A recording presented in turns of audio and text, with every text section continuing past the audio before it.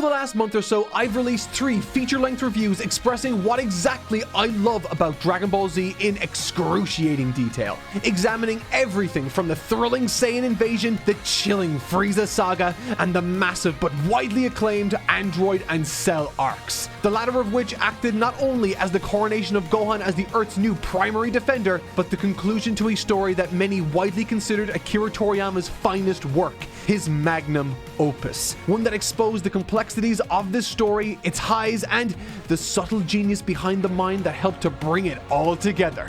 And now for his final arc, the culmination to over a decade's worth of expertly written manga. Where does Akira Toriyama want to take us? Faster than a speeding bullet, more powerful than a locomotive, able to leap tall buildings at a single bound, the infant of Krypton is now the man of steel. The Great Saiyaman?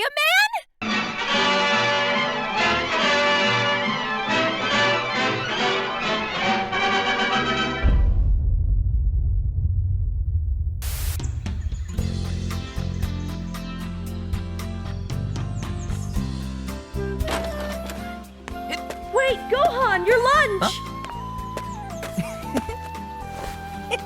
Sorry, it's just that the Venn diagram of supply chains for prison and school cafeterias is basically a circle. Thanks, Mom. You're the best. And sorry you have to travel 600 miles to school. It's all right. I've got the coolest ride in my grade. Nimbus!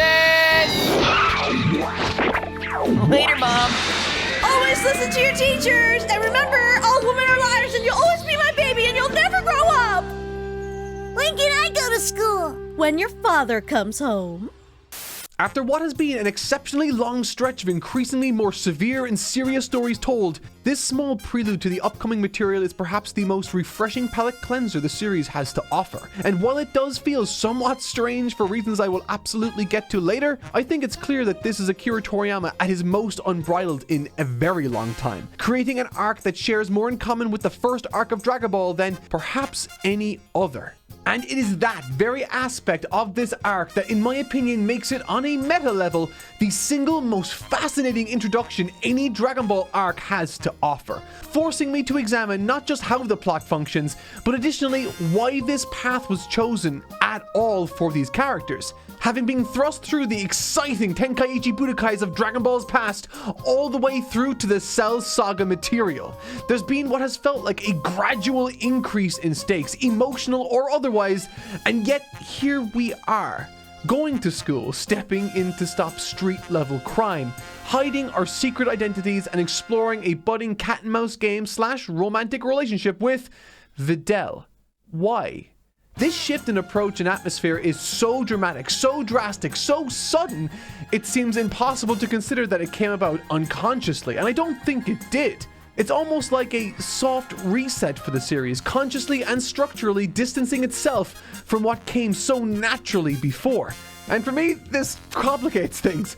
Typically in these reviews, I write in a rather straightforward or chronological manner, examining plot beats as they occur while moving towards an obvious and compelling goal. It allows the videos to feel nostalgic and affords me a built-in structure from which to review the show from, thus allowing me more time to look under the hood. And for the most part, every arc up until now has rather quickly established their goals. The 23rd Tenkaichi Budokai begins, and we know that defeating Piccolo is the goal. The Saiyan saga kicks off with Raditz, and through that we learn of Vegeta and Nappa. Almost every single arc in the series, old and new, assumes a similar structure, but this arc stands out from the crowd. And in many respects, I think the tonal shift is perfect. After the non-stop sprint from Raditz to Cell we've just endured for 3 arcs straight, we've finally been afforded the chance to just enjoy a moment of peace. The very peace we've so feverishly been fighting for all of this time with these characters. And with these reintroductions to old characters, we get to explore brand new ones in ways we haven't had a chance to since the beginning of this story. It's a very slice of life, enjoyable and light affair. However, there is one element that forces it to feel dramatically different to even the comparatively light and fun first arc of Dragon Ball. And that difference is Toriyama's choice of main character.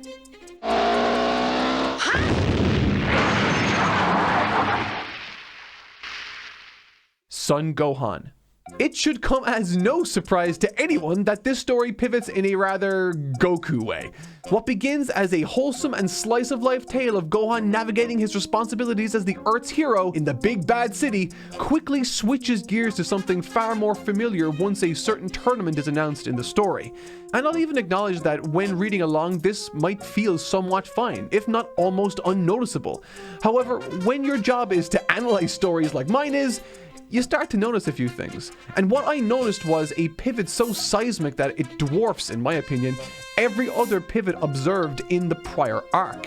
While the Cell Saga had to deal with course corrections, simple changes to a plan that ultimately led to the same goal that he had always planned for, this arc sees Toriyama shift the very foundations he spent so long establishing. And unfortunately, there's quite a lot of controversy surrounding this creative choice, so in the name of objectivity, I'll try to present the available and limited information for you first and foremost, before offering my own 2 cents on the matter later. At the fore of this new material following the 7-year time skip, on chapter 421, Akira Toriyama addresses his readers on the title page saying, Dragon Ball will continue for just a tad longer. From now on, taking the place of the late Goku as the main character will be his serious-minded son Gohan. Looking at this, it's clear that Akira Toriyama wanted everyone to know from the outset that Gohan was taking Goku's place. He even seems to be on some level excited. As another quote taken from the very issue of Shonen Jump this was released within says, "At last, the story has begun with Gohan as the main character. Even I, the author, am looking forward to seeing what will happen." Given the fitting and emotional exit Goku was offered as a character, it seems reasonable to conclude that this was a fresh start in many respects for the series. Opportunities abound to go in interesting new directions free of the familiar and into a bold new direction. And this sudden shift is evidenced even further through the anime, opting to leave behind the longtime iconic Chala Head Chala theme song in favor of the new We Gotta Power musical track. And this was a shift in musical opening that hadn't been seen since the transition of Dragon Ball to Dragon Ball Z in the anime. However, with the benefit of hindsight, we can tell that this vision, if you could even call it that, didn't last. Many have speculated as to the reasoning why. However, the only explanation offered by Akira Toriyama has been, and I quote, "I intended to put Gohan into the leading role. It didn't work out. I felt that compared to Goku, he was ultimately not suited for the part." And so, that's it. He wasn't suited to the role. People have offered their own speculations as to why, citing Gohan's popularity or lack thereof as one of many possible explanations, forcing Toriyama to yield his vision to appease fan outcry. However, I don't think this was the case. So why do I think Akira Toriyama pivoted? Well, I think it involves something far more mechanical and foundational within the story's narrative itself. At numerous instances throughout this arc, but mostly within these early chapters, there are gags that otherwise wouldn't fit in the more serious Dragon Ball Z material, but can find footing here. Gohan literally looks into the camera and talks to the readers directly, breaking the fourth wall for the sake of a joke, and that lighthearted atmosphere is all over this area of the story. And truth be told, I actually loved reading through this section. There are heaps of fun character interactions, a fish out of water storyline with Gohan trying to fit in at school, and of course a very enjoyable dynamic established between Gohan and Videl. Between putting out fires in downtown, narrowly saving hundreds from a potential plane crash, and stopping bank robbers single-handedly, Satan City, and maybe Earth itself, has found a new hero. And that hero's name is... the Great Saiyaman. Oh my god, is the part of his name? What is he, a rapper? It is a weird name for a superhero. I think it's kind of cool. Of course you do, you're Hillfolk. Sharpener! Irasa, he knows I love him. Gohan, you know I love you. I guess. He's a menace, a superhuman wannabe hero enforcing his justice on my city. Unlike you, who enforces your justice on your dad's city. I'm different. He's working outside of the law. I work with the police. Oh, and that makes you the good guy. What does that mean? It means you're my favorite Nepo baby Videl, and I love you. However, I don't think this is what makes this arc feel different. None of this is emblematic of whatever ultimately pushed Toriyama into a different direction, but I think I know what is. You see, Dragon Ball has worked a very specific way with high energy characters exacting their agency upon the plot, moving it forward. Characters like Goku and Vegeta fit this billing. They can react to things certainly, but they also drive the plot forward through their own internal desires, through their own active decisions. Goku by consistently seeking out stronger and stronger opponents, and Vegeta through wanting to prove to himself and to others that he's the most powerful in existence. Due to the desires of these two characters, quite a few exciting story beats found their footing in this long and winding tale that without them wouldn't have been as exciting. And that's what makes these characters compelling to follow. Simply put, they make the plot happen. When they are on screen, you know we are going to be advancing the plot and not marinating in the current circumstances waiting around for someone else to act. However, it should be emphasized that this does not mean that active characters are better suited to the main character role over reactive ones. It depends entirely on the genre and context of the story that you're trying to tell. Spider-Man, as well as many other superhero films that have met great critical acclaim, are obvious examples of stories with main characters that are oftentimes more reactive than active, and it works exceptionally well for those stories. And this is clear not just in this arc, but even in all the material that came before it. Gohan is a character that requires support from others, a cause that can ignite a fire within him to fight with. That aspect of his character is the reason the ending of the prior arc concluded in the fashion it ultimately did, and is the reason so many people love Gohan. Gohan offers the power and ability, all the while Goku and Vegeta provide the support his tremendous power required. And look, you're not going to catch me calling Gohan a boring butt plug of a character that could put an insomniac to sleep. That's Dragon Ball Super's Gohan. However, I suspect it's not a character type Toriyama himself is comfortable writing for. Up until now, Akira Toriyama has spent his entire life writing dialogue and stories for easily excitable and energetic characters that take the narrative by the horns. And I think on this occasion, Akira Toriyama found himself in a situation he didn't foresee having an issue with. But unfortunately, unlike Arale, unlike Son Goku, Gohan is one of the most reactive characters I've ever come across. In the very first chapter of this arc, Gohan reacts to the robbers. He reacts to being seen. He reacts to being beckoned into the classroom. He needs to be told to introduce himself, to take an empty seat. He doesn't even choose for himself where to sit. Even when it comes to talking to other characters in school, he very rarely strikes up conversations, remaining demure, usually requiring others to take the initiative in conversation. Where Goku was unabashedly able to be himself throughout the entire series, eventually pushing himself to a point where he could be Super Saiyan at all times without even trying, not caring about what way he looked. Gohan, in a contrasting fashion, is forced by others to quite literally use his Super Saiyan transformation as a mechanism to hide who he truly is. He's not a Super Saiyan warrior like his father. It's simply a mask he wears to afford him the opportunity to do what he feels is right. And honestly, that's one of the most genius visual ideas offered in this arc, I think, perhaps even in the entire series. This is why I suspect Gohan's schoolmates Eraser, Sharpener, and Videl are all confident and outgoing characters who speak their respective minds freely. This is kind of a tangent, but there's a frankly absurdly funny baseball scene in this early school portion too. Gohan plays baseball for what he says is the first time in his life, and hilarious antics ensue no less. And fittingly, all of the comedy seems to stem not from Gohan, but Sharpener's brash and boisterous personality meeting the wall that is Son Gohan's athletic ability. Naturally, he wouldn't be able to react this way if it weren't for Son Gohan, but yeah, I just thought it worth mentioning. But of those three characters that Gohan goes to school with, Videl is by far the most assertive. In other words, within this introductory portion of the arc, Videl is the active character, which not only helps to smooth over the pacing, but it makes her dynamic with Gohan exceptionally fun to watch and forces us as readers and viewers to see them as two entities that complement each other exceptionally well.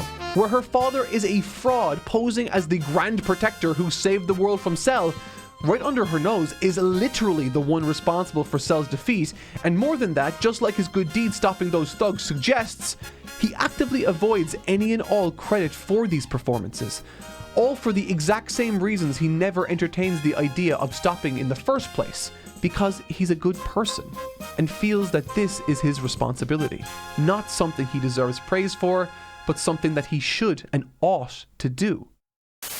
Oh, wow. Look at you, Krillin. You've got hair. And proof I had sex. Hello, Aw, what's your name? Marin. So are we gonna talk about that, or Talk about what? It's my grandmother's name. talk about how great it is you can still have children? Thank you? You're welcome. Goodbye. You're right. It is funnier if we act like I don't know. Told ya. The strongest in the heavens returns. While Gohan has presented Toriyama with unforeseen challenges thanks to his passive nature, Videl represents Toriyama's attempted answer to that problem, creating a perfect complement to Son Gohan. And let me tell you, she's a pretty good answer, all things considered. And because of her, Toriyama very nearly succeeds in making this early story work, because she's one of the most well-conceived of characters from both a personality and mechanical perspective. Remember when I said that Gohan was a protector? Well, Videl is an instigator in every sense of the word. She chases Gohan's alter ego, forces him to act when he otherwise wouldn't, discovers his identity through her own investigation, and is the literal force behind the Tenkaichi Budokai being reintroduced to the story, blackmailing Gohan into joining. Without Videl, there is no tournament and there is no return of Goku. And so in a sense, she not only exists as a perfect complement to Gohan, but a perfect complement to this very story. By virtue of simply existing within the story, she makes Gohan a far more interesting and compelling character, and interestingly, Gohan in turn makes her that much more interesting too.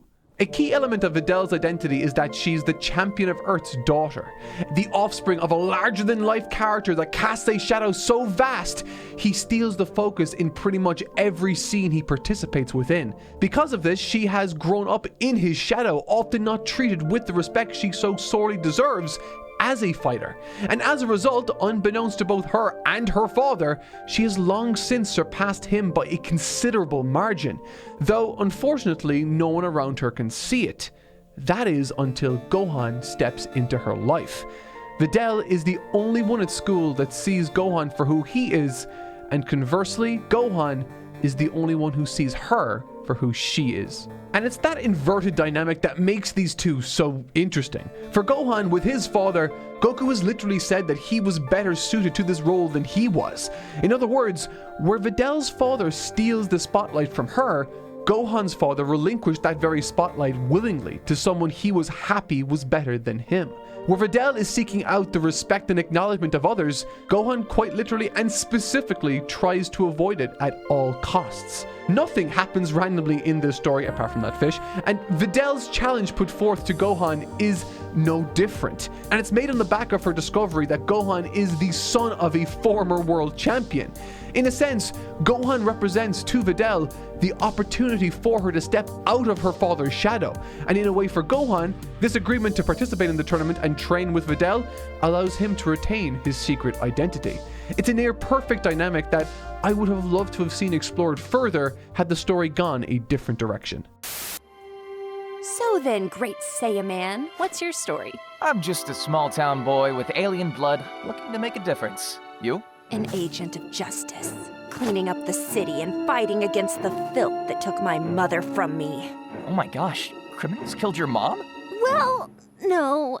I actually lost her to the Big C. But that backstory doesn't exactly strike fear into the hearts of criminals. Yeah, I lost my dad to the Big C too. Oh, wow, I'm so sorry. Cancer's a bitch, huh? Oh, no, I thought you meant Cell. But didn't everyone mysteriously come back after he died? Not everyone. Did you say alien? Who wants to learn how to fly? In the meantime, however, while Gohan is still at the forefront, Toriyama takes this as an opportunity to start steering the story back into a realm he feels more comfortable writing. Material he very specifically excels at, and that material is training arcs. Of course, by arcs I mean a few chapters, but man, are they an absolute blast to go through. Starting with some of the one-on-one training with Goten, these really serve as our actual introduction to the new member of the Sun family. Somehow an even more carefree and childlike version of Goku, their entire training evokes strong memories of Goku training for the very first time with Krillin and Roshi. The actual training they undergo has that exact same type of approach as well. No complicated techniques or kung fu mantras, just a very simple and concrete idea. Dodge the rocks. And once again, Goten proves how Goku-like he is by completely exceeding Gohan's expectations, punching literal holes through the mountain. As the arc progresses, Goten, and Trunks as well, end up playing increasingly pivotal roles in the events to come, and they are both introduced in very similar ways as the spitting image of their father, at least in terms of character. The training with Videl that focuses on Ki is equally simplistic and fun, to the point of influencing multiple generations to sit in front of their TV and try their best to channel some Ki along with Gohan's instruction.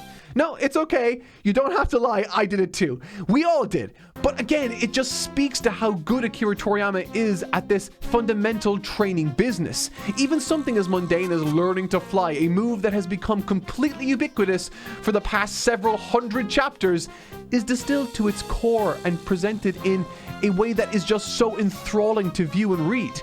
And the whole ordeal only deepens our relationship with Videl as well as Gohan. Wait. What? So you're this massively powerful, half-human, half-alien super warrior. I mean, saying that about myself feels a little conceited, but... What I'm saying is, you can dodge bullets, much less any attack I throw at you. Well, yeah, honestly. Why do you ask? No reason. The 25th Tenkaichi Budokai. There's a small moment right after Goku arrives at the tournament grounds where he notices how big everything concerning the Tenkaichi Budokai has become. Having been to the considerably more modest 21st through to the 23rd Tenkaichi Budokais, the latter of which he won, he can see how much more ostentatious everything is now. He even acknowledges the ring itself is bigger, leading Piccolo to quip that while the ring is indeed bigger, the soul of the place has gotten smaller. This all seems rather innocuous, and really, if you're breezing through the material, this moment is easy to glance over as it doesn't manifest in anything later on. However, I think it really says a lot about the headspace Toriyama was in while writing what he likely planned to be his very last arc. I spent a lot of time talking about how Gohan was eventually shifted out of the main character position by Akira Toriyama, and many might reasonably conclude that that shift began once Goku returned. But I genuinely didn't feel that to be the case while I was reading this. When Goku returns at the Tenkaichi Budokai, it's presented as absolutely special, but it also represents something else: the passage of time. The old and the new. In other words, Goku, our previous main character, feels more like a cameo than a returning character. And moments before Goku makes this triumphant return from the dead and reunites with his friends and family, Mr. Satan makes his presence felt to uproarious applause and adulation. He marches away, feeding into the crowd, and so too do the chorus of his fans follow along. In the manga, we can see the fanfare and crowd dissipate over the horizon before Goku, a true hero of Earth, makes a comparatively much more modest return. To quote Akira Toriyama's narration during the Cell Saga, "The world had forgotten Son Goku." He's not the main character as of yet. Instead, interestingly, he represents what was, and Mr. Satan represents what is. And moreover, this dynamic he offers the story speaks to what is undoubtedly the central theme of this arc, fostering the next generation and ensuring the Earth has a bright future ahead of it, both after Goku as well as after Toriyama puts an end to this tale. And speaking of the future, it's time for the prelim qualifying rounds of the... Okay, I guess it's time for the junior division then.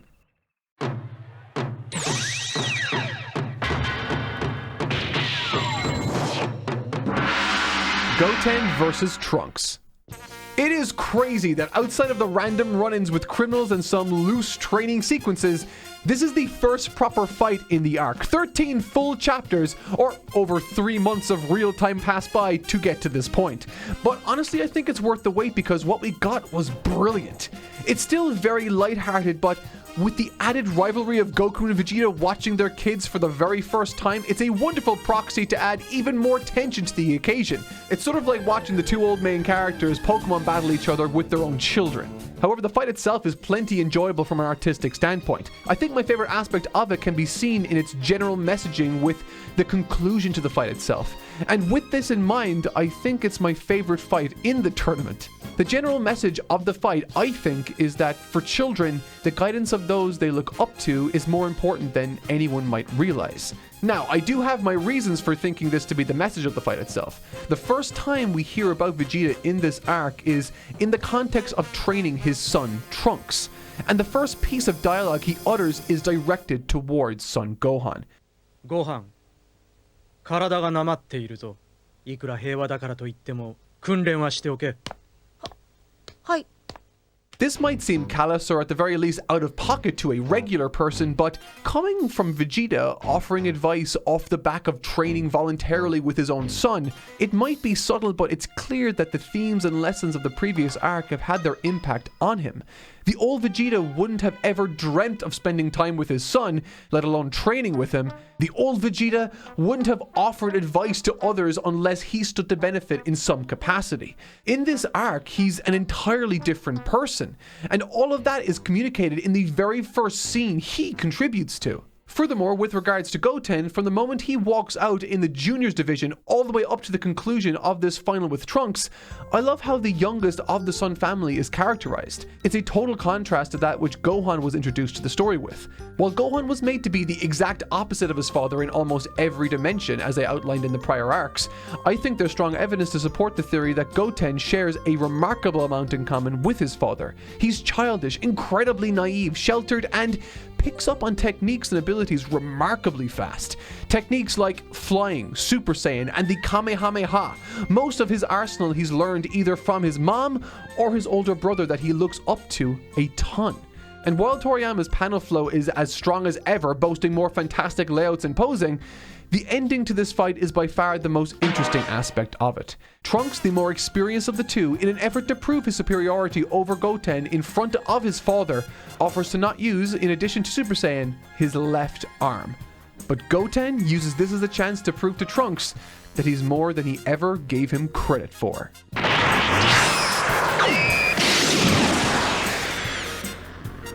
Just like his father did in his first tournament, Goten fails to pick up the victory, with his age being the difference maker that cost him against the older Trunks. This is a great way for Goten to lose as a character, not losing face due to the scrappy nature of the finish, but what I love about it actually has nothing to do with Goten, but instead Vegeta.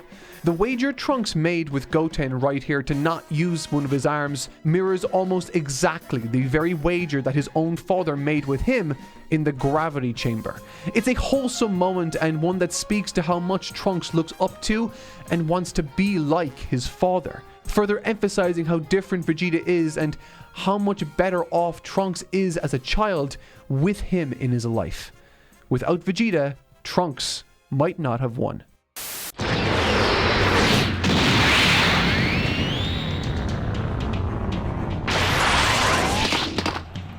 Dang it, I can't get him out of the ring. I guess that's what I should expect from the son of Kakarot. Baby shark doo-doo-doo-doo-doo, baby shark doo-doo-doo-doo-doo. Okay, how about we get a little spicier? Oh, hey, Gohan, you taught him how to dodge. That's great. Trunks, pull it up!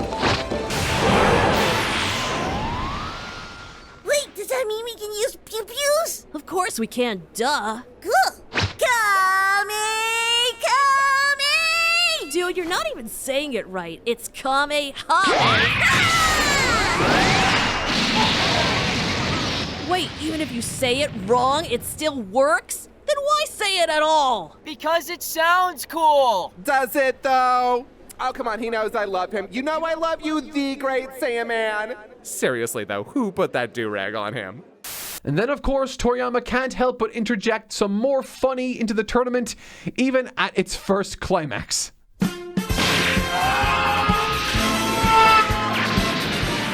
The Adult Tournament.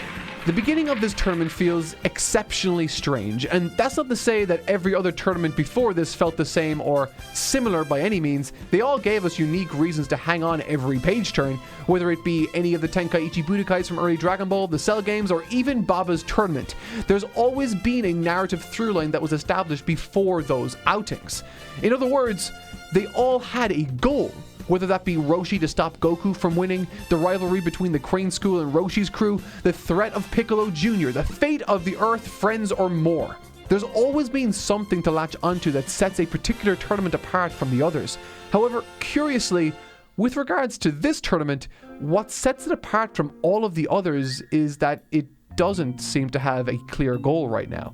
I suppose there's the stipulation of Gohan trying to hide his secret identity from Videl, but at this point that seems rather, secondary.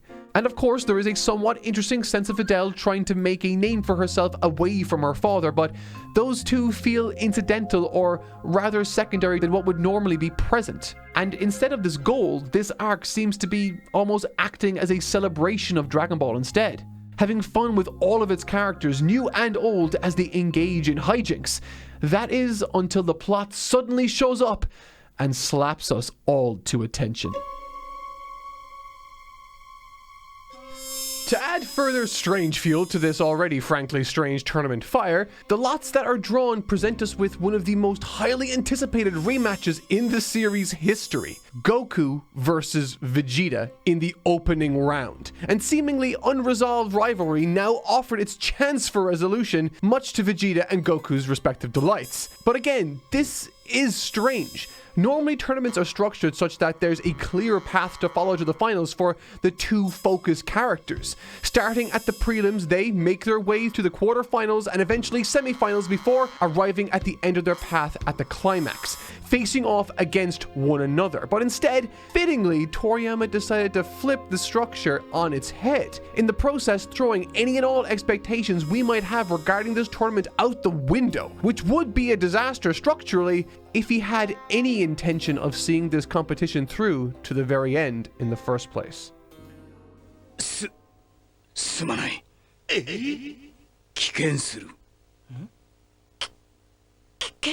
When I first saw this, I was legitimately taken by surprise. However, now looking back at it, I think it's likely Toriyama getting his act together, because this is the moment where the plot finally starts to pick up, and what's more is, a villain makes his presence felt. Shin's placement in this story as of right now feels somewhat familiar to the role in which Kami occupied in the 23rd Tenkaichi Budokai, a being that has descended from on high to right a wrong he feels a responsibility concerning. And whether this is a familiar choice or not, I am thrilled that now this story has a more focused direction. And funnily enough, there are interviews where Toriyama himself was talking about this part of the story and confessed that he eventually felt that he should stop goofing around and introduce a bad guy or something.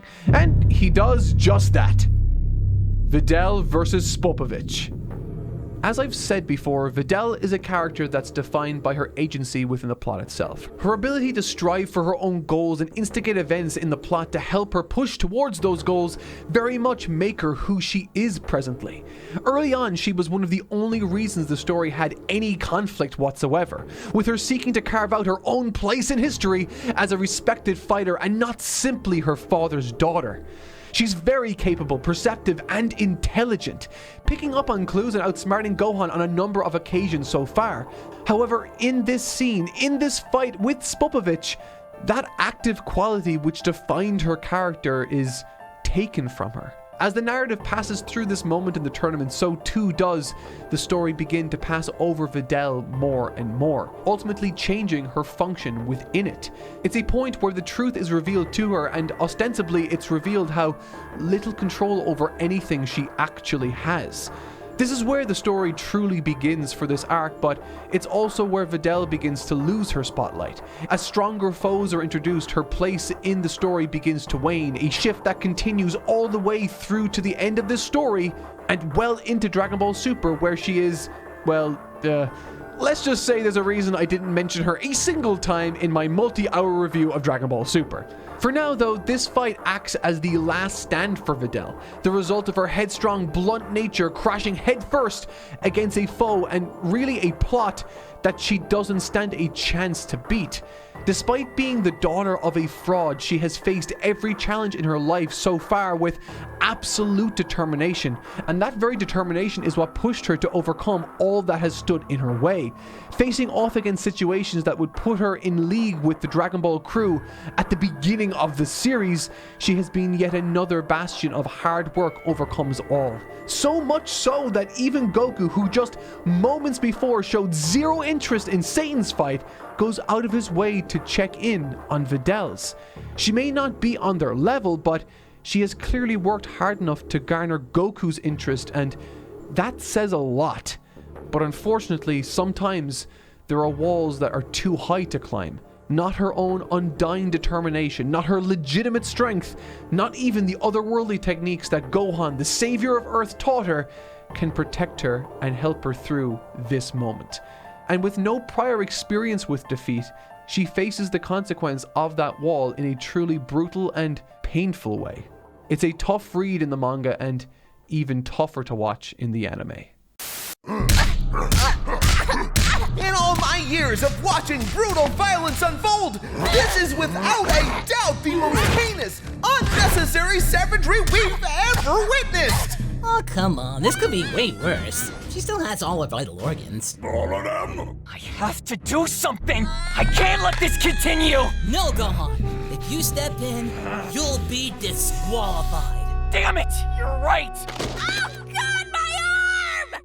Within the story, this sudden beatdown of Videl is a massive tonal shift, and this is noticed even by the likes of Goku and Krillin. When asked if they have sensus for Videl, Krillin simply says that they don't because they came here to have fun. And with this abrupt yet violent shift in atmosphere, along with it, a terror begins to permeate each individual page.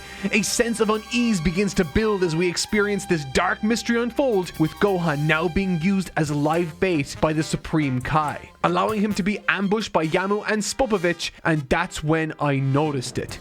A change not just in atmosphere, but in story dynamic. Gohan isn't the main focus or main character any longer, at least not on his own anyway. During this most recent segment of the story, we've been reunited with and followed none other than Goku's point of view once again, backstage as he watches the madness unfold around him. Much like the fight between Goku and Android 19, in this fight similarly, the intrigue isn't Gohan versus Kibito in a sense, but instead the reactions of others surrounding the action and controversy that unfolds, mostly seen through the perspective of Goku as he asks questions we want answers to ourselves from the likes of Piccolo and even Shin. It feels like we're back on the same page as Goku, and while Gohan certainly hasn't fallen tremendously far or anything like that, he's no longer the sole point of view, and his dynamic in the story is about to change even more. Now sharing the top spot with his father, who, alongside Shin and Vegeta, find himself tailing Spopovich and Yamu en route to the main threat of this arc. Bobbidi, Dabra, and the sleeping monster, they hope to wake up. Trying to catch up to Goku and the others on their way to Bobbidi's hideout, Videl and Gohan are seen traveling with Kibito, but Videl is visibly uncomfortable and struggling. This is entirely logically consistent within the story itself. However, it does seem strange to have this moment virtually right after having her decide for herself to travel with Gohan in the first place. Over the course of 2 pages, Videl decides to dip, admits she can't match up to Gohan, figures out that he was the kid who defeated Cell along with his friends, and that her dad was a liar. All of that emotional storytelling material that may or may not have been considered for a storyline in the past, in the blink of an eye, was unceremoniously unloaded on us. And to me, it really felt as though Toriyama was like, oh yeah, I did have all that baggage to unload on that story that went absolutely nowhere. Ah well, time to dump it here, I guess, lol. 1 chapter ago, she asked to come along, and now she's going back? Surely this should have been a conversation before they left. though I suppose this is to be somewhat expected. This is probably the most significant change in direction the story has ever seen, and I'm talking about the full Dragon Ball story when I say this. When pivots have happened in the past, we've had to sit back and wait momentarily while Toriyama found his footing again. Times like Tenshinhan going to check on Chaozu during the lead up to Cell was particularly funny. And so I guess now Toriyama in a similar fashion is trying to get all of his ducks in a row for what will undoubtedly be an ambitious villain reveal, made possible through a horrifyingly treacherous gauntlet, according to the Supreme Kai, as he, Goku, and all the others watch silently and unseen from the surrounding mountains. Consistent with Toriyama's other villain and antagonistic reveals, Dabra and Bobbidi's intro is very solid. Hidden away in rocky outcrops, our heroes look on and assess the situation while Bobbidi and his minions accept Yamu and Spopovich's harvested energy. Toriyama likes to implement funny naming schemes for characters he lumps together. For the Saiyans, they are all named after vegetables. For Frieza's forces, they are things you'd find in a fridge such as cheese, milk, and various fruits. And for Bobbidi, it's no different, with his namesake, his father's, and even Majin Buu's himself stemming from a musical track found in the 1950 Walt Disney film Cinderella entitled Bibbidi Bobbidi Boo. Similarly, Dabra, Pui Pui, and Yakan are names derived from popular magical phrases. Dabra from abracadabra, of course, while Pui Pui is from Chin Chin Pui Pui, a sort of Japanese magical good luck charm. Viz later adapted his name to Pocus from Hocus Pocus to give English viewers an easier time. Yakan, however, wasn't changed at all and is, well, less obvious. It's likely stemming from a popular 1960s anime with the magical incantation being Tekumaku Mayakan. Don't ask me, I'm Irish, not Japanese. I do, however, find it funny that Spopovich and Yamu didn't enjoy this same naming convention.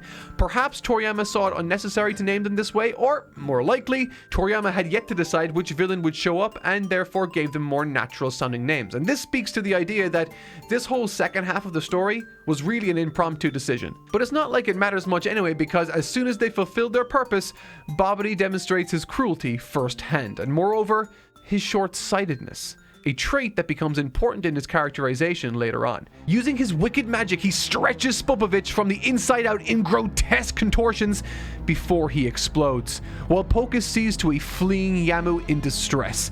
Unsettling as it is casual, and perhaps most unnerving, they know they're being watched.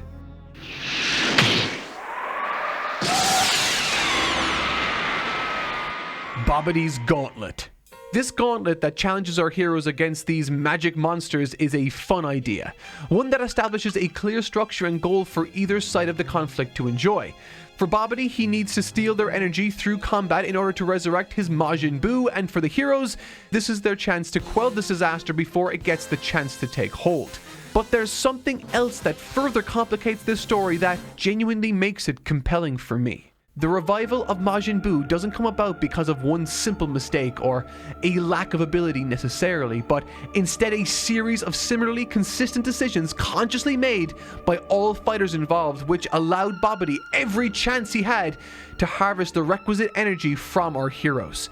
Had Goku and Vegeta not been there, Buu might not have revived. Had Gohan heeded the advice of Vegeta and others before and trained consistently, perhaps all of what ultimately takes place from this point on could have been avoided.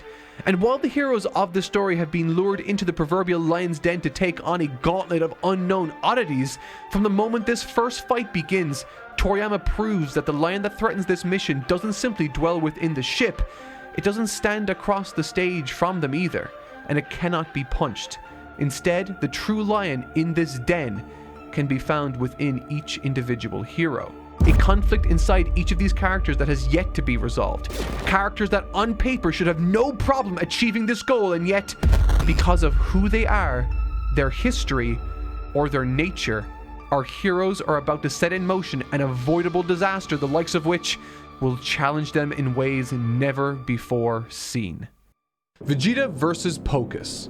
This is yet another one of those Vegeta fights from the anime that gets a lot of play because it is one of the few Vegeta matchups that doesn't have a caveat to it. In other words, This is a beatdown of the highest order, one that during its brief stint, Shin starts to realize the scope of the heroes he's aligned himself with. Heroes he dramatically underestimated, which he'll prove to regret later on. Vegeta vs. Pocus is again massively entertaining, but would you believe much shorter than even the short bout the anime boasted. When Bobbidi transports the room to planet Zune for the benefit of Pocus, only for him to reveal that it's 10 times Earth's normal gravity, there's a wonderful effect created for us as an audience. Dramatic irony is a powerful tool, and in the moment we, along with the Saiyans, know something Pocus, Shin, and Bobbidi don't. That he's totally outclassed in every conceivable metric.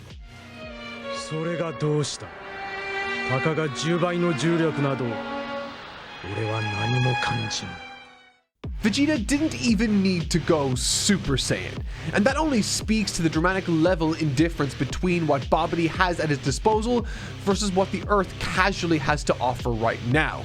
There's a neat line from Dabra during this sequence where he remarks that the Earth didn't have fighters like this when he last checked them 300 years ago. And I love that time frame because it means the last time he checked, it was right before Roshi took root and established the martial arts that would eventually blossom into what we see in the story today.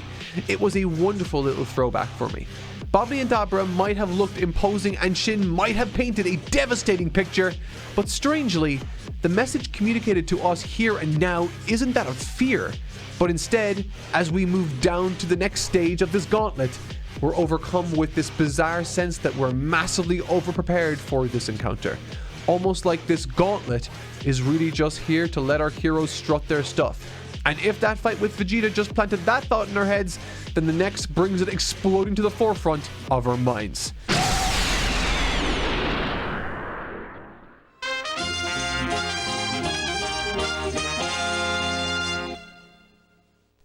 Many of you will know of or may even contribute to my Patreon at this point. Up until now, it's mostly just been a way for you guys to directly support me of your own volition. But now, for the first time ever, it is evolving. We are completely overhauling it. Not only is it a great way to help the channel, but you will now be able to gain access to a wide variety of awesome exclusive perks. We've got amazing wallpapers for PC and mobile based on the great artwork I've had made for the channel over the years. And these now come with time lapses of their creation too. Alongside this, you'll gain access to not only uncensored versions of the videos, but you'll be able to watch in-progress previews as soon as they're finished during the week. No more waiting for YouTube. But a big part of this is really about connecting with you guys and ensuring the most passionate of you have your voices heard. We'll be taking video suggestions from you guys as well as producing an exclusive Q&A video every single month. And of course, it wouldn't be complete without a series of my incredibly embarrassing outtakes that my crew sure love to laugh at every single week. Examining her newly acquired pit. So please, head over to my Patreon, linked in the description, and see what tiers work best for you. And either way, your contribution will now result in your name featured at the end of our videos as a way to recognize you and say thanks. This channel wouldn't be possible without you guys, and I hope this Patreon serves as a great place to support one another with these awesome rewards. I can't wait for you guys to see some of them. Dragon Ball Z ヨーグルトの秘密とはその1カードが当たるその2パジャマも当たる飲んでも食べてもドラゴンボール Z ヨーグルト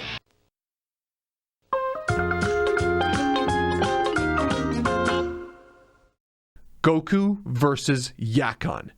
Following the emphatic and frankly embarrassing defeat of Pocus at the hands of Vegeta, we switch to Bobbidi's perspective only to discover the once overconfident and blowhardy Warlock is starting to feel an unfamiliar sense of shock and desperation, resorting to his strongest fighter, save Dabra, in a monster called Yakon, one that even Dabra anticipates will devour and leave nothing left of our heroes behind.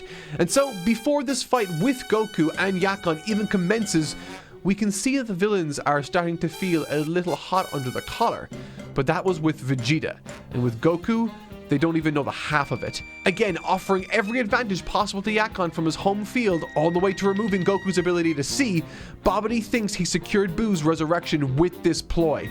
However, all he's actually done is offer Goku another stage upon which he can display the level of competency he possesses as a fighter. First, in a similar fashion to that of Vegeta, Goku demonstrates his ability to deal damage on the monster without so much as transforming or opening his eyes, instead deciding to share that he can read Yakon's movements using the air currents that he's walking within. And even beyond that, he trivializes the darkness with the light produced by his Super Saiyan form. Of course, there is still one wrinkle left in this fight.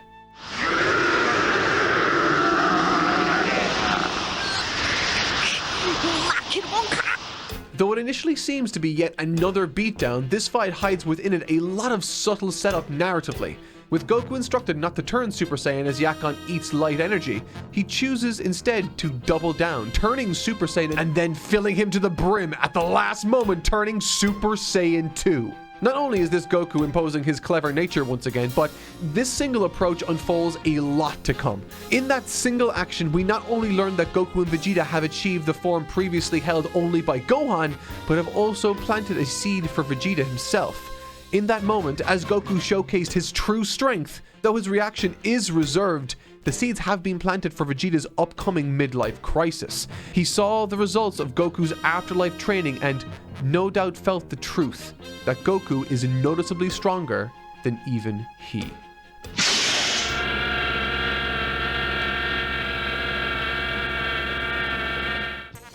Gohan versus Dabra. This is Bobbidi at his most desperate, but his doubts are quelled once the capable and level-headed Dabra enters the chamber, now fighting Son Gohan. Confirmed to be as strong as Perfect Cell was during his last battle with Son Gohan, Dabra proves to be an interesting measuring stick with which to compare Gohan's current level against his previous outing. And it seems Vegeta's criticisms towards Gohan at the very beginning of this arc have been warranted. He lacked a desire and will to keep training during peacetime, and now is facing a threat the likes of which he shouldn't be struggling against. Gosh, doesn't that sound familiar? But what makes this fight interesting isn't the fight really, but more so what it draws out of the other characters. Exposing Gohan as the character that out of the three fights we've seen, he's the only one who found difficulty, and moreover, this roadblock brought about by his own complacency now eating into Goku's time left on Earth is starting to similarly eat away at the Saiyan Prince's patience, or so it would seem for now, leading to Vegeta's outburst that gives way to a sinister idea in Dabra's mind.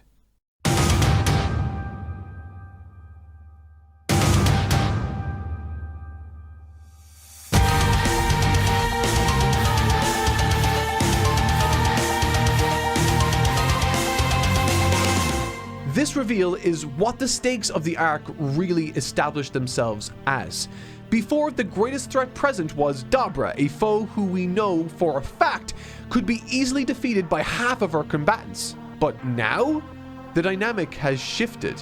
One half of those top tier fighters has now swapped sides, and as was established with Spopovich, he received a significant boost in power.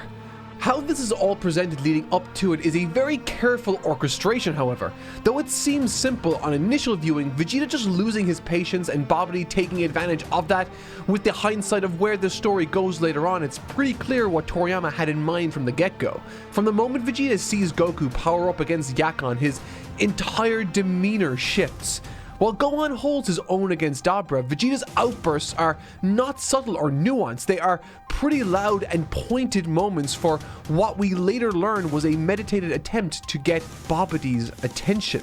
The Saiyan Prince saw the depths of Goku's strength and realized instantly that he was outmatched. The very last time Vegeta saw Goku fight was at a very different period of his own life. One where he rejected the idea of sentiment and told himself that he cared not for anything other than his own hunger for power and status. And looking on as Goku demonstrates that he not only ascended far beyond where he himself once stood, but he also pushed himself harder and farther than Vegeta ever thought possible. At that moment, Vegeta felt tremendously ashamed. Ashamed to have left the gap between the two of them grow so wide. And that familiar feeling he once had staring at Kakarot in all of his golden glory reignites that same selfish urge within Vegeta that was long thought to be extinguished. Now brandishing an M for the Majin on his forehead, it acts as a visual marker that proves to be both skin deep physically and, as is later revealed, metaphorically so also. So, what's with the M's on their heads? That is the mark of the Majin. If Bobbidi finds any evil in your heart, he can use it to control you, turning you into his puppet. Wait, any evil? Yes, any evil. Even using your phone during a movie, or leaving your shopping cart in a parking space. Oh, that's super evil. The card return is like right there. Hello, can I speak with a Vegeta? Fuck are you? Name's Bobbidi, son of Bibbidi. That's stupid. Right. Well, I'm here to make you a proposition. I'm listening. Oh, hold on, what about tipping? Because some places actually pay their employees, but others don't. I mean, obviously then you tip at the places that don't. This is why I hunt my own food. Come on, Vegeta. I can see it deep in your soul. Let me give you what you want. All the power that you need to defeat Goku. You know, funny thing is, I know you're playing me.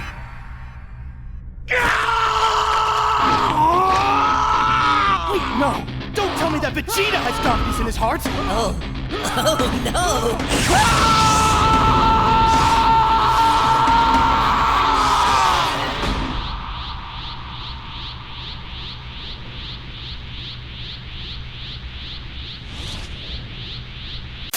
Following this rather significant moment for Vegeta, there is a brief cutaway back to the tournament showing us Videl arrive back, told Goten and Trunks what's going on, thus spurring them on to join the action with the Warlock. But more importantly, the conclusion, which saw the recrowning of Mr. Satan as the world champion. And moments following this uplifting and somewhat humorous moment from Mr. Satan and Android 18, as an audience, we're greeted with one of the most difficult to believe scenes in all the arc.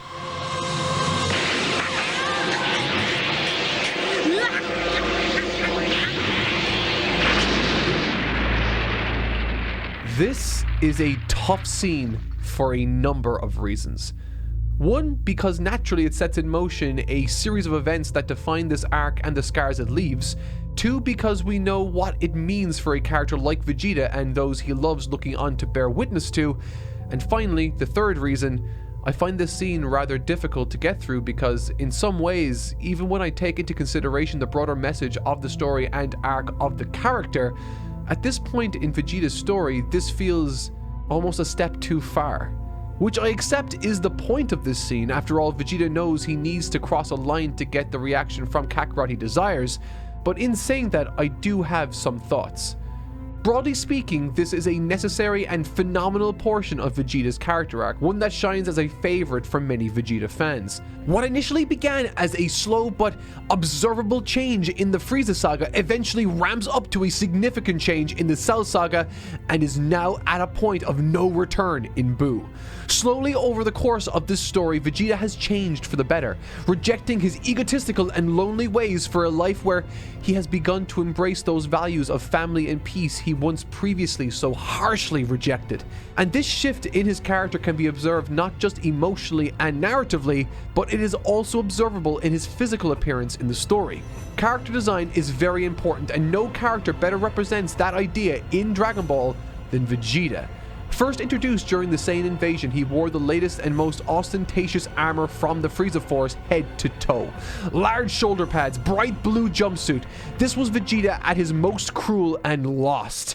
Following on from that, in the Frieza material, Vegeta arrives on Namek in the same outfit, however he is pretending to be the same Vegeta who was once allies with Frieza. And during his time spent on Namek, this facade gets chipped away slowly, almost as if it represents his once solid alliance with Frieza, now left in tatters for all to see, wanting nothing more to do with him, instead going into business for himself. And this all comes to a head during his battle with the Ginyu Force, where there's very little left of that original armor, forcing him to, in the second half of that material, to shed his old look and begin donning a much more understated and muted tone. The maniacal and bloodthirsty Vegeta isn't the same as he once was. No more flamboyant shoulder pads or bright colors. He's rocking an older model of the armor, trying to get the job done. A job he ultimately can't finish, with the very armor he wore then acting as the suit with which he would be buried in. Continuing on, the story had very different plans for Vegeta, forced to wear civilian clothes now, and eventually armor designed by Bulma. This is the first time Vegeta flirts with the side of good, fittingly doing so while wearing Earthling attire. Which finally brings us to the Buu Saga. In the 7 years during the time skip, having gone from being a broken Saiyan following the death of Cell, it's clear that Vegeta found meaning in another area of his life, finding a reason to march onwards, a reason to keep fighting. One has to remember the last line of dialogue Vegeta offers following the defeat of Cell was that he would never fight again. However, the first line of dialogue he has in this arc is to Gohan, reminding him that training is important to keep up in peace times.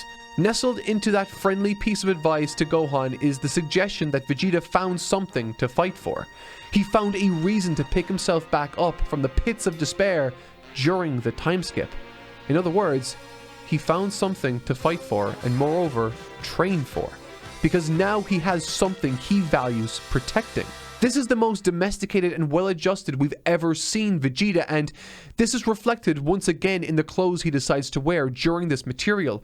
No longer wearing any armor of any kind, instead choosing to wear loose-fitted fabric not massively dissimilar to the material other fighters on Earth are wearing, communicating to us that not only is he comfortable on Earth now, but unlike any other period in this arc, Vegeta's own emotional guard is further down than at any other point in his life. In this first half, we see that he cares about his family and friends. He trusts those he has become familiar with. And in the grand scheme of this story, this piece of visual storytelling is nothing short of spectacularly done, intentional or otherwise.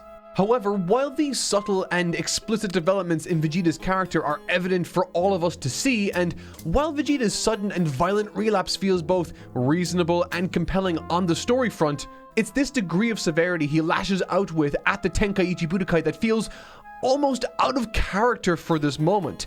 To slaughter hundreds of people in front of what he knew to be both his friends, his wife, and even his son, though thankfully he wasn't there at this point, this feels incomprehensibly thoughtless and self-indulgent, particularly for a character whose entire story in this material is about him facing the fact that he has changed and does actually love his family. Vegeta, wait! Stop it, Jinx! This isn't like you! You're not a bad guy! Since when? When, on this worthless Earth, did I ever become a quote-unquote good guy? You were at Krillin's barbecue last week! Yeah, and I brought potato salad. He is truly lost to us. Wait, no, you mustn't! This fight will only serve to hasten Majin Buu's awakening! And how strong is he? Much stronger than any of you! No, I mean he can literally blow up galaxies! But he— Mr. Shin, you are only making this worse. Fucking Mortys. Ignoring my minor tonal issues with this particular section, it should be stated that these present circumstances and actions taken by Vegeta really helps to put everything into perspective in this story. Everything that's felt strange in this arc, everything from the lack of direction in the narrative early on and the strange opening round selection between him and Goku, to the bizarre offbeat atmosphere that began to color the Gauntlet. It appears as though everything else up until now has been an annoying distraction to Vegeta, or so he claims. Murdering hundreds at the tournament to emphasize the scale of the destruction. It's an intensely powerful scene that's brimming with subtext colored by each character involved. Sure, we have what is effectively Vegeta's relapse or midlife crisis in full swing, but this also exposes some of the most compelling character moments Goku enjoys in the series. Understanding what this situation is in ways neither Vegeta nor the Supreme Kai can fully accept or understand, this is an exceptionally serious Goku that has only one request to utter: to be transported to where they can hurt no more people. In addition to this story concerning itself with the themes of fostering the next generation, there are plenty of additional elements exploring the resolutions to unresolved issues that reside in the past. A culmination of choices coming full circle. The very poison that colored Goku's character at the end of the Saiyan saga, begging Krillin not to kill Vegeta because he wanted so feverishly to one day to fight him again, has yielded a series of consequences Goku himself is responsible for and that only he can resolve. One that resulted in the callous deaths of hundreds, an event that anyone could have foreseen happening back at the end of that fabled confrontation, and so it's for good reason that Goku is so serious on this occasion. In more ways than one, he asked for this, and now he has to pay for it. On the other side of the coin, Vegeta's dealing with his own complicated set of circumstances. After selling his soul to this proverbial devil he now finds himself in bed with, he's on a collision course with his arch rival, but additionally in his own mind too. Represented by Bobbidi, in this case, Vegeta is fighting a battle on two fronts. One with the foe he so desperately wants to best in the real world, and another fight in his mind against the evil wizard Bobbidi over who he truly answers to. And according to Vegeta, he answers to no one but himself. In a fight that was all but destined to take place, no matter the obstacles, no matter the moral quagmire, no matter the magic involved, Vegeta needs to fight Goku, and where better for this legendary match to take place than the wastelands where it all began.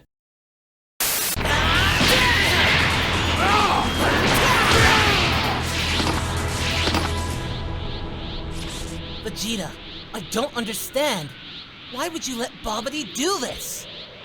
You don't get it. How could you? You who's never once questioned why he fights.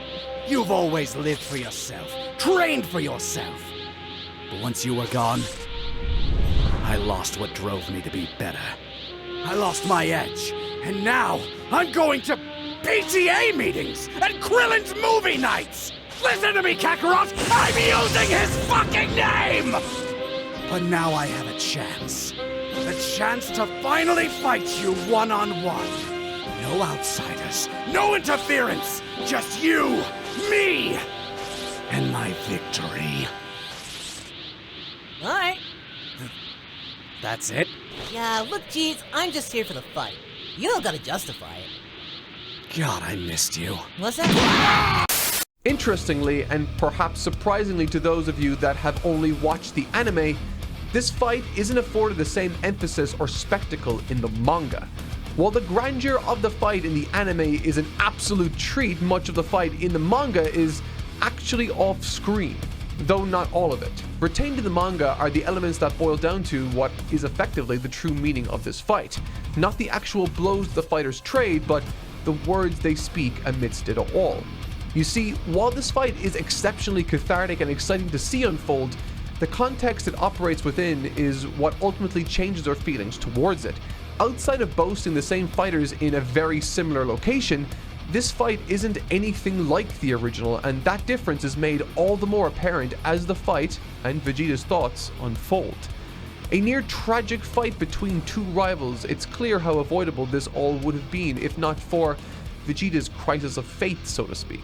And what's more is, it's remarkable how much of this arc feels as though it's been intentionally tied to the events that have defined two generations of the Sun family. Events that feel intentionally mirrored to convey and color the tone of this story and toy with our expectations as viewers. Where the original story saw Goku stand in defense of the Earth against a great threat, one that saw him along with the efforts of all of his friends and family unite to protect themselves against a great evil, one that saw them struggle to gather the strength necessary to save themselves.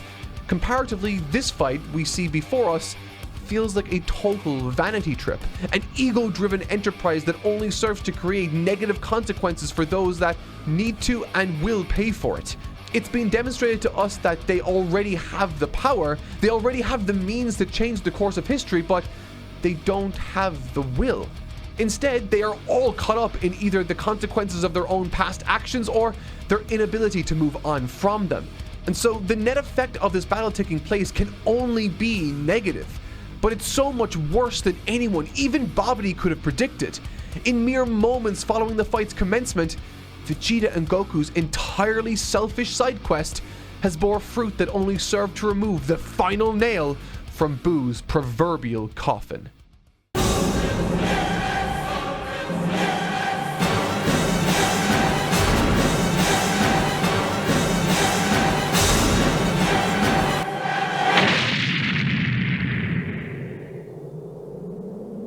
Majin Buu's reveal is the biggest visual subversion a villain has ever been presented to us with in this series, and by all accounts, we should most definitely have seen this coming.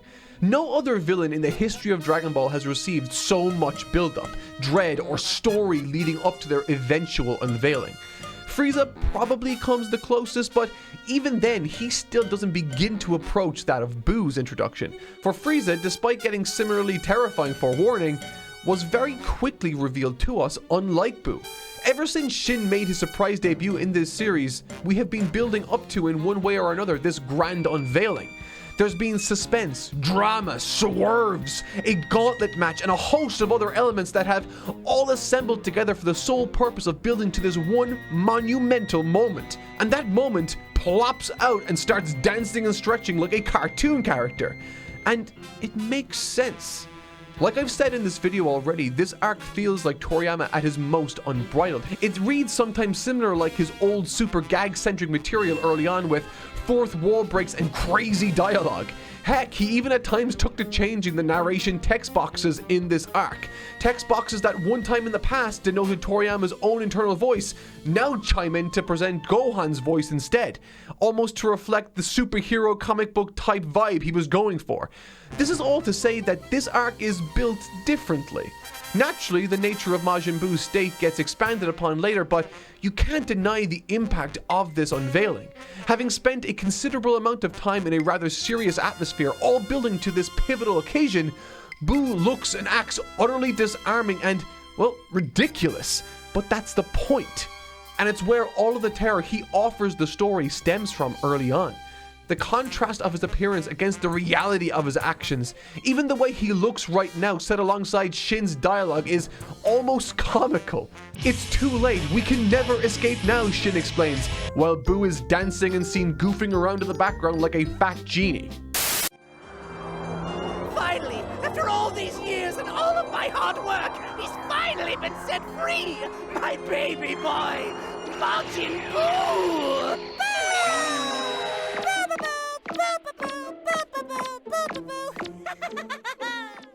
I'm sorry, does he need to go back in the oven? I'm a clone, so I don't really remember the original. Deborah, little help here. Let me talk with him, Master. Majin Buu! Ooh, are you new friend? You play games with Buu. I am not here for games. I am the Demon King Deborah. Our master is Bobbidi, and you shall follow his every whim. Understood? You play games with Buu. What was that? Speak up, you pillowy pink preemie eye! Tag! You're it!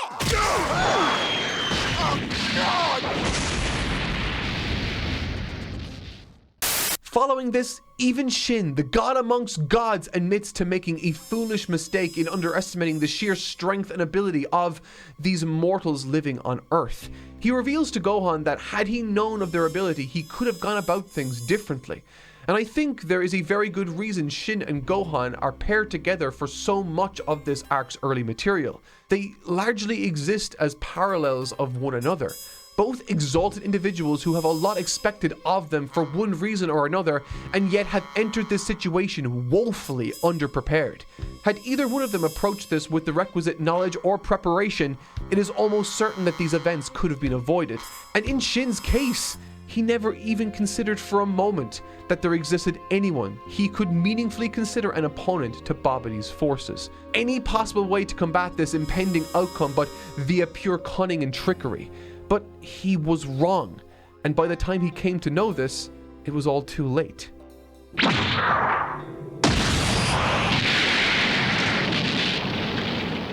In every sense of the word, Buu ravages both Gohan and Shin in what can only be described as a childlike, chaotic outburst. Under no circumstances could this be considered anything other than an out-of-control monster now. And it's the speed and forcefulness of these fights that really sells Buu for the terror that he is. In just 2 choice attacks, he's completely knocked out Gohan, with his life having been saved by Shin at the last possible moment. Gohan has been reduced to a dire state not really seen since Goku after his fight with Ginyu. Arguably worse, a circumstance so grave that it even grabs the attention of 2 Saiyans on a date with destiny. Goku and Vegeta. Despite being the rematch to end all rematches, once again Toriyama subverts our collective expectations. What was once the greatest and most inspirational matchup in all of Dragon Ball has been reduced to this. Not even the main focus of the arc's material, instead a side story which selfishly facilitates the chaos that ensues. And what's more is the story we are shown time and again is that through it all, not only does Vegeta still not have the advantage in this fight he gave up everything to have, but Goku just continuously calls out this tantrum, this relapse for what it is, just a crisis. After all the bloodshed, after all Vegeta's bluster and damage levied onto Goku during this battle, Goku just doesn't buy it. And with the fight now at a complete standstill, all of this talk from Goku, the new ki in the distance clearly formidable, and Gohan's ki having just vanished entirely, it's enough to force Vegeta to realize that he isn't going to get what he wants here. He's not going to get the triumphant rematch that he wanted because, in more ways than one, that ship has long since sailed. And now, having unloaded all of this baggage, he has to pay for the sins he's committed. Wait! What? You feel that? Yeah? New strong guy dropped. Wanna go see? Yeah, I do. Yay! See? I do know you. Shut up and give me a sensu bean. You got it, best buddy. Too bad we couldn't finish our fight, though. I didn't even get a chance to whip out my new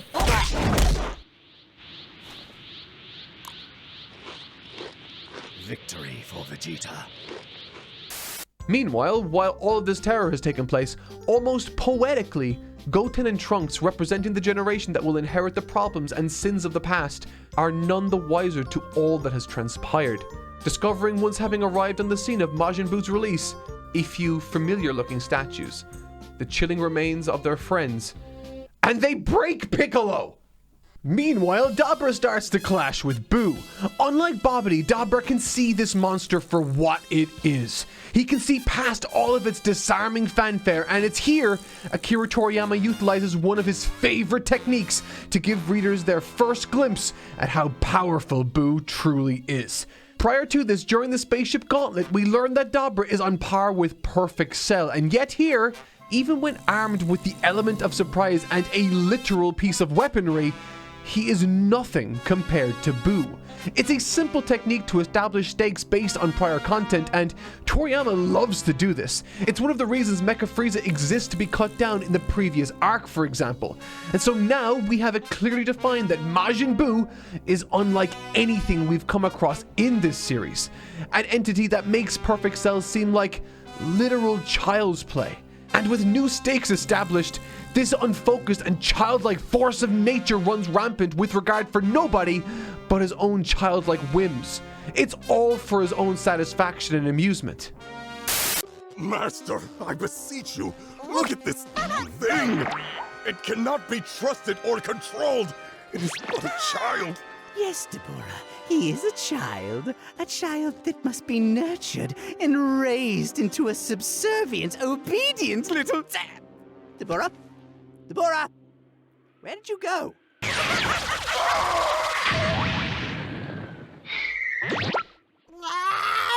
Man, Toa's going to be really pissed at me. Ah, who gives a shit? Bitch is barely canon. Well, at least in the face of this overwhelming and unsettling show of force, Buu's seen to the unstonifying of both Krillin and... Wait, Piccolo? He regenerated. Yeah, okay, I guess he regenerated. Well then, that's surprising. I mean, I guess we never established how much Namekians can regenerate before, and I mean, then there's Cell regenerating using Namekian cells, but...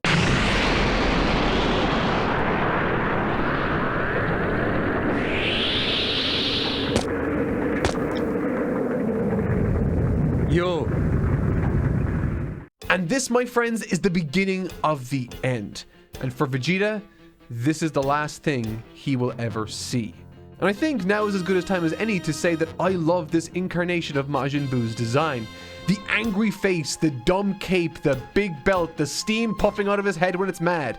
This is one of the most fun designs in the entire series. It's utterly spectacular, and you can tell Akira Toriyama is having so much fun with it. And in a collection of guidebooks released after the manga was complete, Toriyama saw fit to share some of his preliminary sketches for this Buu design. Some are better than others, but man am I happy he landed on this. And on this fan-favorite occasion, I don't think Vegeta could have asked for a better dance partner to bounce off of both literally and figuratively. Everything about Buu screams unthreatening blimp, and as he fights with Vegeta, arguably the most serious character in the series, as the fight starts, it almost seems like Vegeta might stand a fighting chance. With 7 years of training at his back, as well as a significant power boost from Bobbidi's magic, he spends half of this chapter attacking Buu, even going so far as to combo him into a trunk-sized hole in his chest. The entire fight has a very eerie vibe to it though, as he's tossed and spun around while Buu performs bizarre and goofy move after bizarre and goofy move. And despite being filled with a resolve he's never once before boasted, despite Piccolo even reaffirming to us that at this very moment in time Vegeta is stronger than both Gohan and Perfect Cell were at the end of the last arc, it doesn't take long before the gulf in their power becomes apparent. Even Vegeta's most devastating blow is described as hurting, quote, a little.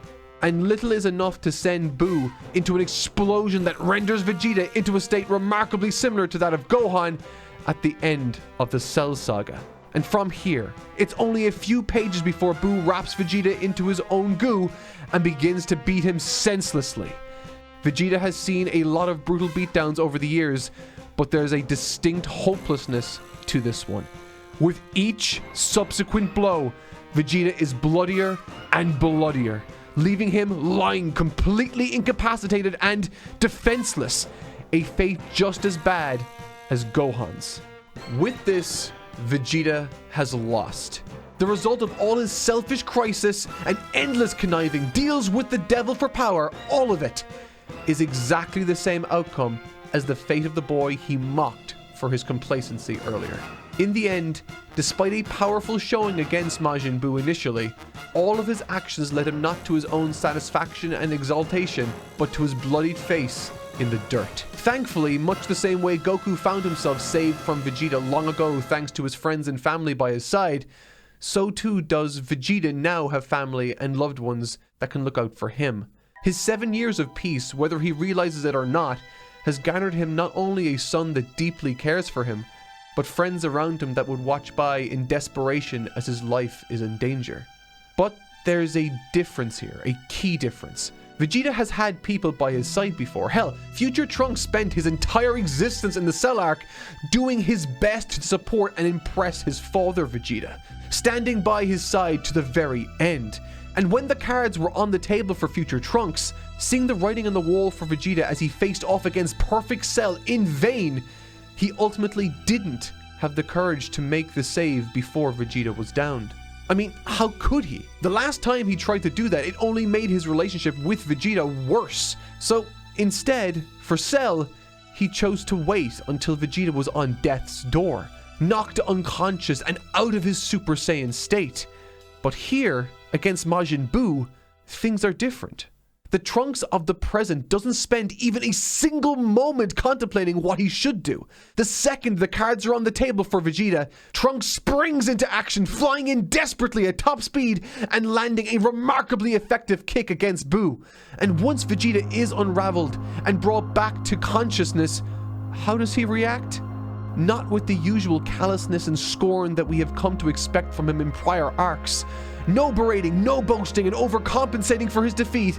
Instead, Vegeta looks off for a moment, deep in thought, and comes to terms with the consequences of his actions, telling his son to look after his mother. At this very moment, Vegeta's long, winding evolution as a character has come to its conclusion. At the end of it all, through hardship, victories, humiliations, and mountains of selfish errors in judgment, we finally see Vegeta at the end of his journey. A Vegeta that has come to terms with who he is, the values that he has for so long scorned, and an acceptance of the unbridled danger he has directly and purposely unleashed against the universe, against the ones that he cares for. With Majin Buu out of the picture for a brief moment, Every second Vegeta spends in his final moments reveals to us what matters most to him as a character. First, by hugging his son Trunks, something he admitted to never doing when he was a baby. It's something that you never in a million years would have expected to see, even at the end of the Cell Saga. But in this moment, his only son is his #1 priority. And after his final goodbye, he, albeit in a very Vegeta way, tends to him as well as Goten and makes sure that they are kept safe. With the boys taken care of, handed over to Piccolo, who has single-handedly cut Bobbidi down, quite literally in the meantime, there's a quiet moment shared between both he and the Saiyan Prince. One that again draws comparisons to Vegeta's past. One that's colored by the fear and humanity that's always been a part of his character for as long as we can remember. This quiet, somber discussion between the two illuminates the other thing Vegeta cares for in his final moments, after ensuring those he loves will be safe. And you see, Vegeta's died once before in this series. Disillusioned, bloodied and beaten on Namek, he looked on, crying and begging for Kakarot to do what he simply could not against the tyrant Frieza.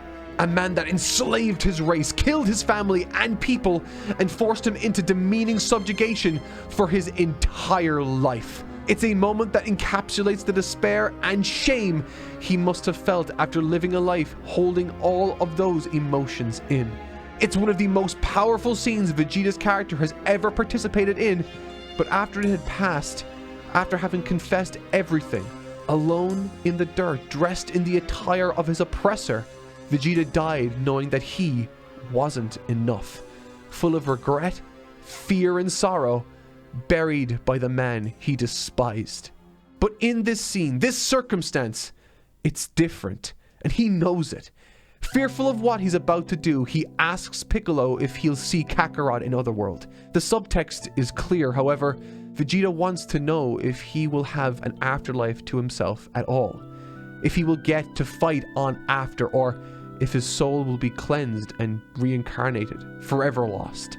He all but knows the answer to this question, but the fact he asks it at all speaks to what he must be feeling at this time. He's searching for something positive to latch onto in this terrifying storm of circumstance. But Piccolo answers honestly with a resounding no, explaining that he has led a life so full of death and resentment that he will most definitely meet his end right here and now if he goes through with what he has planned. There will be no more.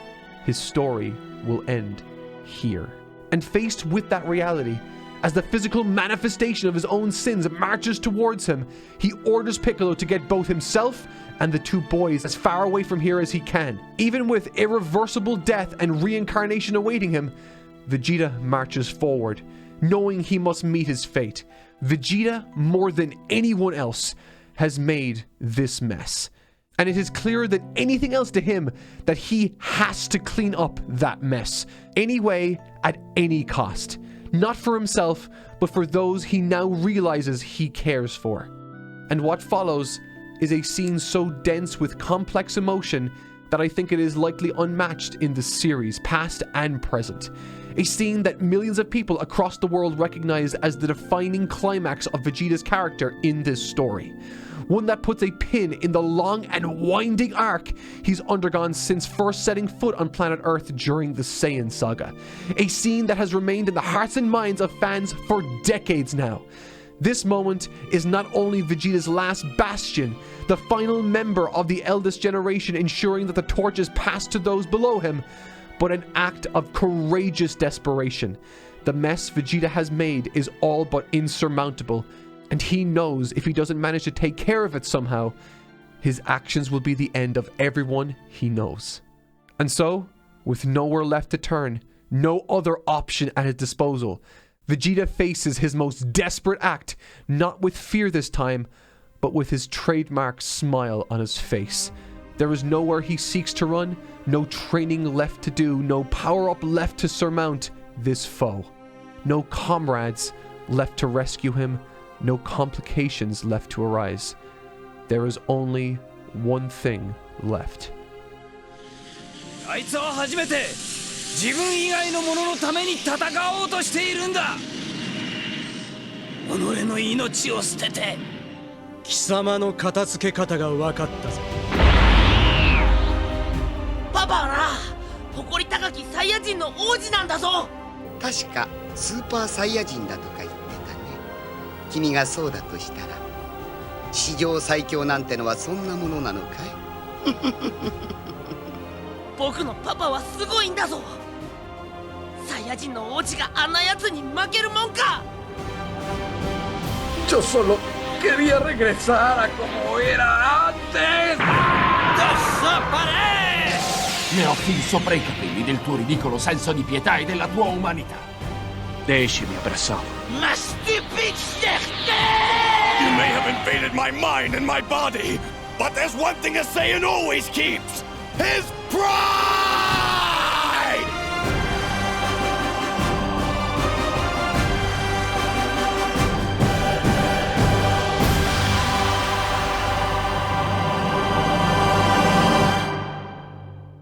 A warrior vanishes in a distant, blinding light. His name was Vegeta, the proud Saiyan prince. And there you have it. That's Vegeta's sacrifice, and part 1 of this comprehensive review of the Buu arc.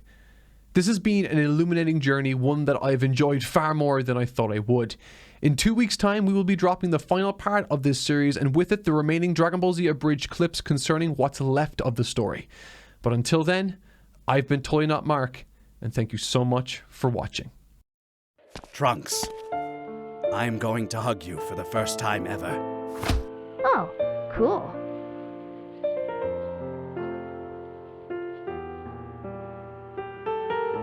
Hug complete. Is it gonna be okay? I'm a way better dad than Kakarot. Namekian, take the Kakatot and my son away from here. Fine. I've got nothing better to do, and this is way above my pay grade. But before you go, tell me, do you think I'll see Kakarot when I die? What, like in heaven? Because... no. Okay, fuck you! But... fair. Wait! We're not done playing with you! Squinty eyes on me, Bubble Yum! We're playing my game now! First rule, you fucking die! Oh, Buu has played this game. That regeneration shit got old 6 years ago. So I'm gonna take a page out of Kakarot's book. I'm gonna hit you really hard! Hard enough to wipe every last bit of you from existence! Existence. Existence is but shallow question with no answer. Buu make you chicken nuggets! This is farewell. Bulma. Trunks. And even you, best buddy. Vegeta, no! Vegeta! Yeah!